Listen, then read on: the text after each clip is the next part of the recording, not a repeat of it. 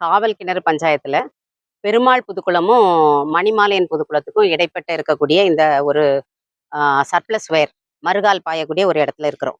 So இப்போ இந்த மறுகால் பாயிற இடத்துல வந்து இப்போ இந்த 2 குளங்களும் வந்து ISRO அப்படிங்கிற அந்த வளர்ச்சி திட்டம் வந்ததுல இருந்து இதனுடைய கேட்ச்மெண்ட் ஏரியா இதோட நீர்பிடிப்பு பகுதி கிட்டத்தட்ட ஒரு 80% அந்த காம்பவுண்ட் வாலுக்குள்ள அமைஞ்சிட்டதுனால பல ஆண்டுகளா இங்க தண்ணி இல்லை அப்படிங்கிற ஒரு குறைபாடு இருக்கு. ஆனா மக்கள் பெரிய போராட்டத்துக்கு பிறகு, கஷ்டத்துக்கு பிறகு அதை நிறைய முயற்சிகள் செய்து அந்த தண்ணிகளை கொண்டு வரதை செய்துட்டு இருக்கிறாங்க இப்ப கொஞ்ச காலமா.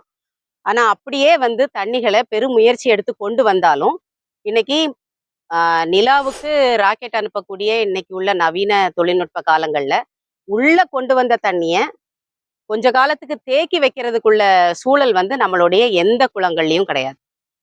அதாவது இப்ப நம்ம இருக்கிறது அனுமன் நதி துணை வடிநில பகுதி, தண்ணிக்கு மிக வறட்சியான ஒரு பகுதி. இந்த நம்பியார் பேசின்ல கூட இது ஹைலி எக்ஸ்பிளாய்டட்னு சொல்லக்கூடிய ஒரு தண்ணி வந்து 1000 அடிக்கு கீழே போனா கூட உங்களுக்கு புகைதான் வருது அப்படிங்கிற லெவலுக்கு இந்த பஞ்சாயத்தெல்லாம் இருக்குது. ஆனா நீங்க இங்க பாத்தீங்கன்னா கொண்டு வந்து பெருமுயற்சி எடுத்து சேமித்து வச்ச தண்ணியை கூட அந்த குளங்கள்ல இருந்து சர்ப்ளஸ் வேர்ல இப்ப இந்த மணல் உறிஞ்சின்லாம் சொல்றாங்க இல்லையா, இந்த இடத்துல இருந்து தண்ணி வந்து அடைச்சி வச்சு அந்த தண்ணியை தேக்கி வைக்கிறதுக்கு கூட சூழல் கிடையாது.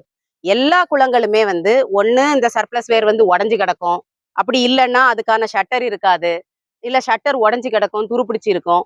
அதுல வந்து விவசாயிகள் வந்து இன்னைக்கும் மணல் மூட்டைகள்ல மண்ணை அடைச்சி மணல் மூட்டைகளை வச்சுதான் இந்த நீர் தண்ணி வந்து வெளியேறாம பாதுகாக்கக்கூடிய ஒரு சூழல் இருக்குது.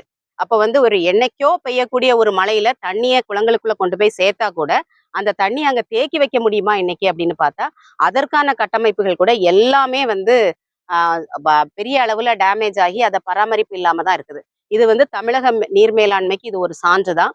கூடுதல் சிறப்பு என்ன அப்படின்னா, இது வந்து நம்மளுடைய தமிழகத்தினுடைய சபாநாயகனுடைய சொந்த கிராமம்.